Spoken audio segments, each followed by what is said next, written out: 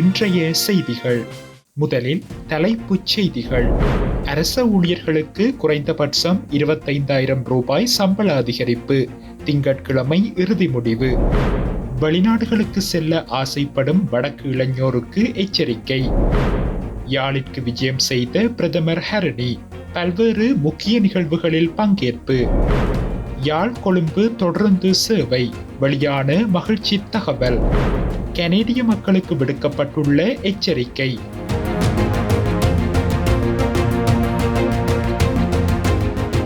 தொடர்பென விரிவான செய்திகள். அரச ஊழியர்களுக்கு குறைந்தபட்சம் 25,000 ரூபாய் சம்பள அதிகரிப்பை அரசாங்கம் வரவு செலவு திட்டத்தின் ஊடாக வழங்க வேண்டும் என்று நாடாளுமன்ற உறுப்பினர் ரோகித அபேகுணவர்த்தன தெரிவித்துள்ளார். ஊடகங்களுக்கு கருத்து தெரிவிக்கும் போதே அவர் மேற்கண்டவாறு குறிப்பிட்டார். அவர் மேலும் தெரிவிக்கையில், சந்தையில் தற்போது பொருட்களின் விலைகள் வேகமாக அதிகரித்துள்ளன. அத்துடன் மக்களின் வாழ்க்கை சுமை அதிகரித்துள்ளது.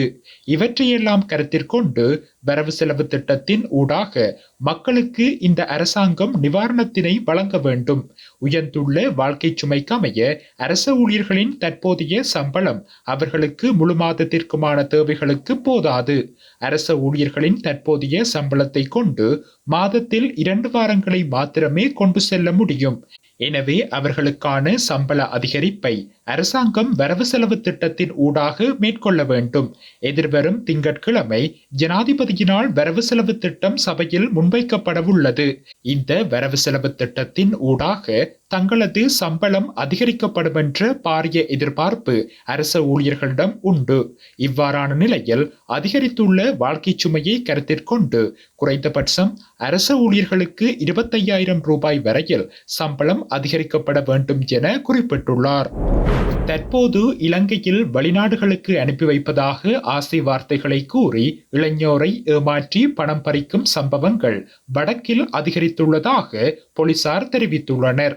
வெளிநாடுகளுக்கு சட்டவிரோதமான முறைகளில் ஆட்கடத்தல்களில் ஈடுபடும் முகவர்கள் இளைஞரை இலக்கு வைத்து அவர்களை சமூக ஊடகங்கள் ஊடாக அணுகி ஆசை வார்த்தைகளை கூறி பெருந்தொகையான பணத்தினை பெற்று மோசடி செய்து வருகின்றனர்.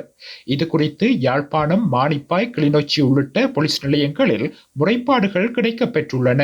வங்கி கணக்கில் பெருந்தொகை பணம் வெளிநாடு செல்வதற்கு வாய்ப்பில் இருக்க வேண்டும் என கூறி வங்கி கணக்கு இலக்கங்களை பெற்று அடையாள அட்டை உள்ளிட்ட ஆவணங்களை பெற்று வங்கியில் உள்ள பணத்தினை மோசடியாக கும்பல் பெற்றுக்கொண்டு தலைமறைவாகியுள்ளது. இவ்வாறான சம்பவங்கள் தொடர்பில் பல்வேறு முறைப்பாடுகள் கிடைக்கப்பெற்றுள்ள நிலையில் போலீசார் விசாரணைகளை ஆரம்பித்துள்ளனர். வெளிநாடு செல்ல காத்திருக்கும் இளைஞர் வெளிநாட்டு வேலைவாய்ப்பு பணியகம் மற்றும் இலங்கையில் பதிவு செய்யப்பட்ட வெளிநாட்டு முகவர்கள் ஊடாக பயண ஏற்பாடுகளை செய்து சட்ட ரீதியான முறையில் செல்ல வேண்டும். இது தொடர்பில் இளைஞர் மத்தியில் விழிப்புணர்வு ஏற்பட்டாலே இவ்வாறான மோசடி சம்பவங்களிலிருந்து அவர்கள் தப்பித்துக் கொள்ள முடியும் எனவும் போலீசார் தெரிவித்துள்ளனர். வடக்கிற்கு வருகை தந்துள்ள பிரதமர் ஹரணி அமரசூரிய இன்று யாழ்ப்பாணம் இந்து கல்லூரிக்கு விஜயம் மேற்கொண்டுள்ளார். இந்து கல்லூரி அதிபருடன் கலந்துரையாடிய அவர் பாடசாலை கல்வி செயற்பாடுகள் தொடர்பில் கேட்டறிந்து கொண்டதுடன் மாணவர்களுடனும் கலந்துரையாடலில் ஈடுபட்டுள்ளார். யாழ்ப்பாணம் இந்து கல்லூரிக்கு விஜயம் மேற்கொண்ட பிரதமர் ஹரணி அமரசூரிய அதனை அடுத்து இன்று மதியம் கோப்பாய் ஆசிரியர் கலாசாலைக்கு விஜயம் மேற்கொண்டுள்ளார். ஆசிரியர் கலாசாலையில் புனரமைக்கப்பட்ட நூலகத்தை திறந்து வைத்த பின்னர் பிரதமர் அங்கு கலந்துரையாடலில் ஈடுபட்டார்.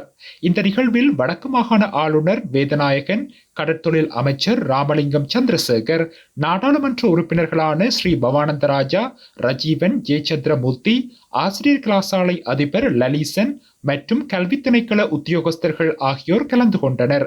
யாழ்ப்பாணத்திற்கு விஜயம் செய்துள்ள பிரதமர் ஹரணி அமரசூரிய சுழிபுரம் பகுதியில் மக்கள் சந்திப்பு கூட்டத்தில் கலந்து கொண்டுள்ளார்.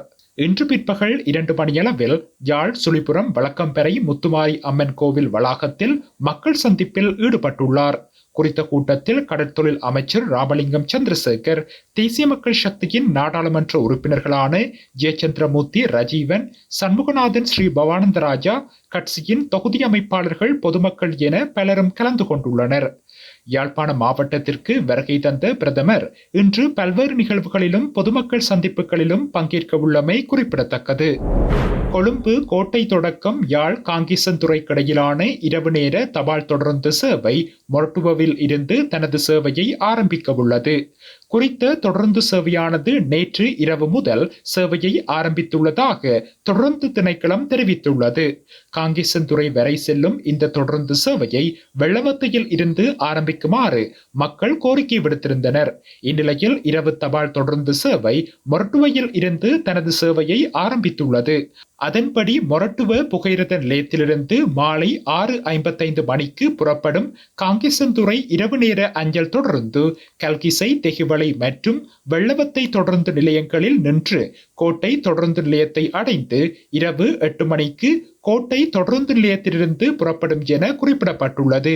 இதேவேளை அவிசாவளையில் இருந்து ககவத்தை வரையிலான முன்மொழியப்பட்ட தொடர்ந்து பாதையின் நிர்மாணத்தை விரைவுபடுத்துவது குறித்து அரசாங்கம் கவனம் செலுத்தியுள்ளதாக தொடர்ந்து திணைக்களம் தெரிவித்துள்ளது. அதன் பிரதி தலைமை பொறியியலாளர் BG பிரேமதிலக ரத்னபுரி மாவட்ட ஒருங்கிணைப்பு குழுவில் உரையாற்றும் போதே இது குறித்து தெரிவித்துள்ளார். இந்த தொடர்ந்து பாதையின் முதல் கட்டம் அவிசாவளையில் இருந்து ரத்தினபுரி வரை நிர்மாணிக்கப்படவுள்ளது.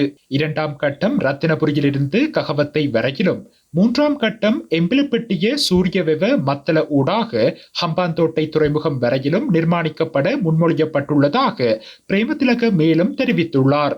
இதில் அவிசாவளையில் இருந்து ரத்தினபுரி வரையிலான பகுதியின் அவிசாவளையில் இருந்து குறிவிட்ட வரையில் தற்போது அளவீடுகள் முடிக்கப்பட்டுள்ளமை குறிப்பிடத்தக்கது. எதிர்வரும் வார இறுதி நாட்களில் கனடாவின் டொரண்டோவில் நிலவக்கூடிய காலநிலை குறித்து எதிர்வு கூறல் வெளியிடப்பட்டுள்ளது. அதன்படி வார இறுதி நாட்களில் டொரண்டோவில் சுமார் 30 சென்டிமீட்டர் வரையில் பனிப்பொழிவு நிலவும் என எதிர்வு கூறப்பட்டுள்ளது. குறிப்பாக எதிர்வரும் ஞாயிற்றுக்கிழமை கடுமையான பனிப்பொழிவு ஏற்படும் என தெரிவிக்கப்பட்டுள்ளது. ஞாயிற்றுக்கிழமை காலை மற்றும் மதிய வேளைகளில் சாரதிகள் மிகவும் அவதானத்துடன் வாகனங்களை செலுத்த வேண்டும் என அறிவுறுத்தல் வழங்கப்பட்டுள்ளது. இதேவேளை கனடாவின் சில பகுதிகளில் தபால் விநியோகம் இடைநிறுத்தப்பட்டுள்ளதாக கனேடிய தபால் திணைக்களம் அறிவித்துள்ளது. மேலும் கனடாவில் தொடரும் பனிப்புயல் காரணமாக கனடாவில் டொரண்டோ பாடசாலைகளுக்கு விடுமுறை வழங்கப்பட்டுள்ளதாகவும் அறிவிக்கப்பட்டுள்ளது.